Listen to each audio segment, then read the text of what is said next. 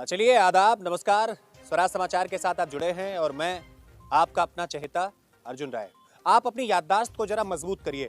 आपने विजय प्रताप सिंह का नाम सुना है, आपने अरविंद सिंह का नाम सुना है, आपने सुजीत जायसवाल का नाम सुना है, आपने नवीन साहू बबलू का नाम सुना है। ये सारे लोगों ने अपना पत्ता खोला, अब वापस अपनी कोठियों में बैठे हुए हैं। लेकिन सीट यहाँ जब से सुरक्षित हुई है तब से प्रत्याशियों की भरमार सी दिख रही है। इस वक्त मैं मौजूद हूँ गौराबादशाहपुर नगर निकाय में और मेरे साथ कुछ लोग बातचीत करने के लिए मौजूद हैं। आइए ऐसे कुछ लोगों से मिलता हूँ। आप देख सकते हैं बाईं तरफ एक बड़ी संख्या में कुछ लोग बैठे हैं और मैं परिचय कराऊं उससे पहले आप देख सकते हैं कि मेरी ठीक बाईं तरफ यहाँ भगवा रंग का एक गमछा लपेटे और मार्केट में बड़ी अच्छी छवि रखने वाले दिनेश सोनकर जी प्रधान थे बमैला के। चूंकि नगर पंचायत हो गई है इस वजह से सारा समीकरण बदला है। आइए इनसे बातचीत करते हैं कि आखिर नगर निकाय चुनाव को लेकर के ये किन मुद्दों पर इस बार अध्यक्ष पद के ताज पर बैठने वाले हैं। आइए बात करते हैं। आप देख सकते हैं कि मेरे साथ दिनेश सोनकर जी हैं।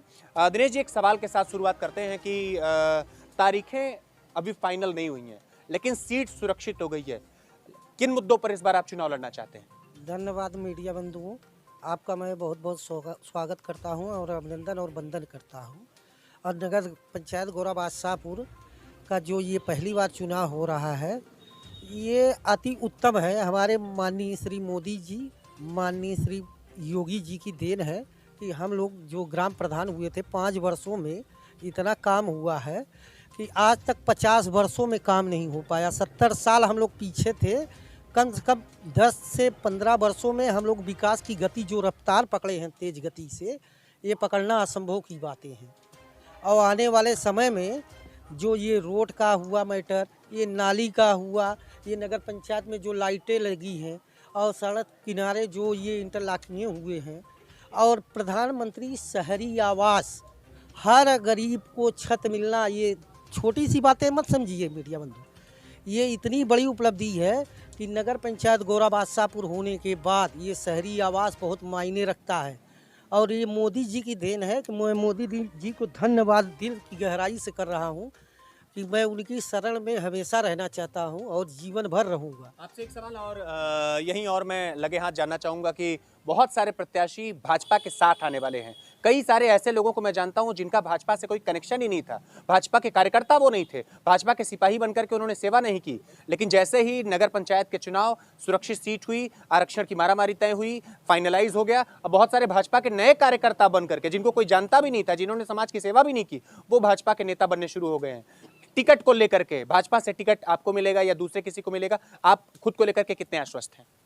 देखिए, जो संगठन और हमारे माननीय मुख्यमंत्री जी और प्रधानमंत्री जी, हमारे माननीय विधायक हरेंद्र प्रताप सिंह और हमारे विद्यासागर सोनकर, हमारे सांसद बीपी सरोज जी और जो माननीय हमारे राधे श्याम विश्वकर्मा मंडल अध्यक्ष और जिला अध्यक्ष रामकृष्ण पाल, रामविलास पासवान और ये सब हमारे माननीय यहाँ के मंत्री गिरीश चंद्र यादव जी, जो चाहेंगे और संगठन जिसको चाहेगा उसको टिकट मिलेगा और उस पर चुनाव लड़ा जाएगा।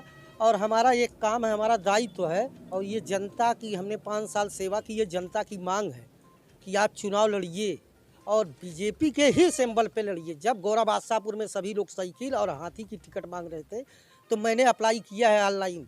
आप मंडल अध्यक्ष या जिला अध्यक्ष से पूछ सकते हैं कि मैंने कहा कि अगर कोई नहीं लेता गौराबादशाहपुर में तो दिनेश प्रधान टिकट यहाँ भाजपा के टिकट से दावेदारी पेश कर रहे हैं। अब रोकता हूँ यहाँ। बतौर भाजपा का समर्थक होना या बतौर भाजपा के कार्यकर्ता समाज के एक तबके में प्रचार प्रसार कर पाना बड़ा मुश्किल रहता है। मैं ये कहता नहीं, मीडिया ये कहता नहीं, लेकिन तर्कों के आधार पर सूत्र ये बताते हैं कि जो मुस्लिम बस्ती है उसमें भाजपा की नीतियों का प्रचार प्रसार कर पाना बड़ा मुश्किल रहता है। चोरसन बहुत बड़ी बस्ती है और कुछ ऐसे तालुके हैं जहां पर मोहम्मद भाई बड़ी संख्या में हैं, उनके बीच प्रचार प्रसार कैसे चल पाएगा? क्या भाजपा की नीतियों से आप उनको प्रभावित कर पाएंगे? भाई, ये तो कहना असंभव की बातें हैं। मेरा प्रयास है हर मुस्लिम को जोड़ना, उन्हें एहसास हो। प्रधानमंत्री जी ने हमारे ये शहरी आवास किसी जात और पात या धर्म पे नहीं दिया है और ये काम ज़मीन के स्तर पे हुए हैं। और जैसे राशन कार्ड हुआ, शौचालय हुआ और ये स्वच्छता भारत मिशन में जो योजना लाई गई, हमें डीएम साहब ने सम्मानित किया है।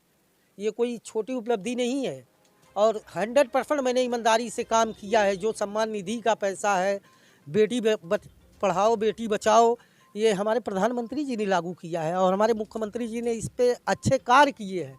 हम कोई माफिया या वो नहीं है और हम एक आम आदमी की तरह जीते हैं और आम आदमी की तरह जीवन यापन करेंगे और जनता सेवा दिल से मैंने किया है। आपसे एक बात और यहीं जाते जाते बिल्कुल स्पष्ट करना चाहूंगा कि बहुत सारे प्रत्याशी जब सीट सुरक्षित नहीं हुई थी, वो चाहे सुजीत जायसवाल हो, वो चाहे नवीन साहू बबलू हो, वो चाहे सिंह साहब हो डबल, या इसके अलावा पाल जी हो, देवेंद्र पाल जो नैनसन से ताल्लुकात रखते थे, आप अपने दम पर चुनाव लड़ रहे हैं या किसी ऐसे प्रत्याशी का आपको समर्थन है?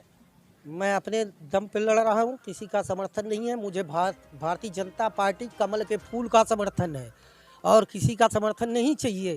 और मैं अपने आप से वादा करता हूँ अर्जुन जी, आप मीडिया बंधुओं से, कि मैं यहाँ का चुनाव जीत के आऊँगा, आपको दिखाऊँगा कि यहाँ कैसे जनता का वोट पाना एक नामुमकिन सी बातें नहीं है, मुमकिन है मेरे लिए और असंभव भी मत समझिएगा। मैंने 5 साल दिल की गहराई से सेवा किया है। आप देखें कि मेरे साथ दिनेश जी मौजूद थे और आखिर क्यों समाज का ये अंतिम तबका जो कांचीराम बन करके मुल्क की सेवा करता रहा है। मायावती ने एक बहुत बड़ा नाम लिया है, बहुत सारे एकलव्य का नाम आपने सुना, पुराने वर्षों में आपने सुना होगा, जब गुरु उनके सामने नहीं हुआ करते थे, प्रतिमा बना करके उन्होंने लंबा अनुभव हासिल किया है। मल्लिकार्जुन खड़गे राष्ट्रीय अध्यक्ष बना दिया गया कांग्रेस से। आखिर यहाँ से दिनेश प्रधान को क्यों अध्यक्ष नहीं बनाया जा सकता? चूंकि मैं सिर्फ अपना तर्क दे रहा हूं, मैं किसी को नुमाइंदगी नहीं कर रहा हूं, मैं किसी की घोषणा नहीं कर रहा हूं कि कौन विजयी बनेगा, कौन पराजित होगा। लेकिन हिंदुस्तान में अगर आप मुल्क की बात करेंगे तो यहाँ कोई हारता नहीं है, या तो जीतता है या तो सीखता है।